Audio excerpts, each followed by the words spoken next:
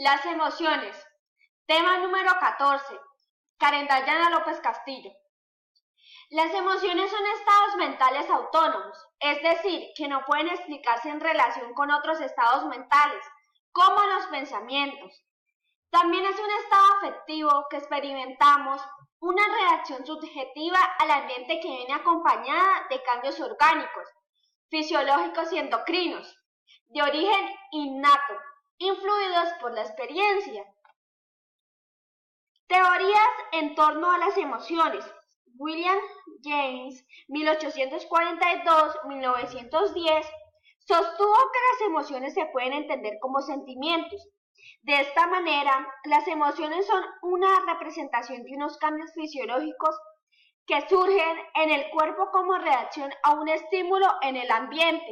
Por ejemplo, el temor es la representación de unos cambios físicos, como la aceleración en el ritmo cardíaco y el aumento de la presión sanguínea ante una situación peligrosa.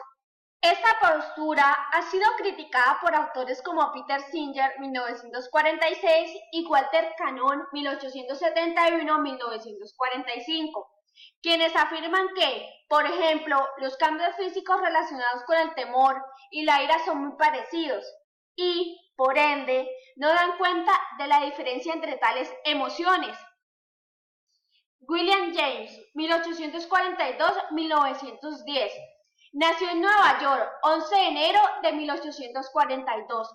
Falleció en Nueva Hampshire, 26 de agosto de 1910.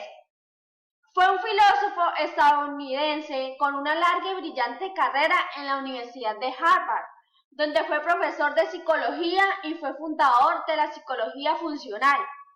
Era hermano mayor del escritor Henry James.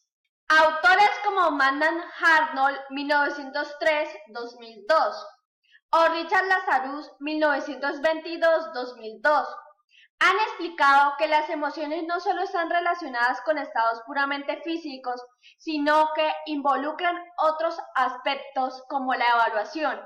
El que un sujeto responda emocionalmente de una manera particular ante un determinado estímulo implica que lo evalúa de una determinada manera. Por ejemplo, sentir ira frente a una situación implica que esa situación es valorada por un sujeto de manera negativa.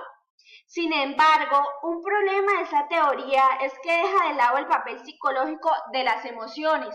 Otra teoría en torno a las emociones, denominada el cognitivismo, se enfoca en el valor racional de las emociones y en sus relaciones específicas con estados cognitivos.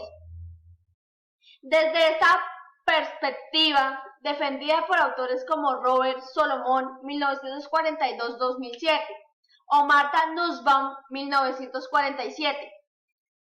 Las emociones se definen en virtud de sus relaciones con proposiciones y, en algunos casos, se pueden identificar con juicios.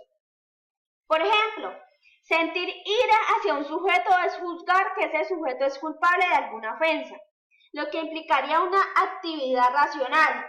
Sin embargo, esta teoría de las emociones pareciera excluir de las emociones tanto a los seres animales como a los humanos en sus etapas prelingüísticas.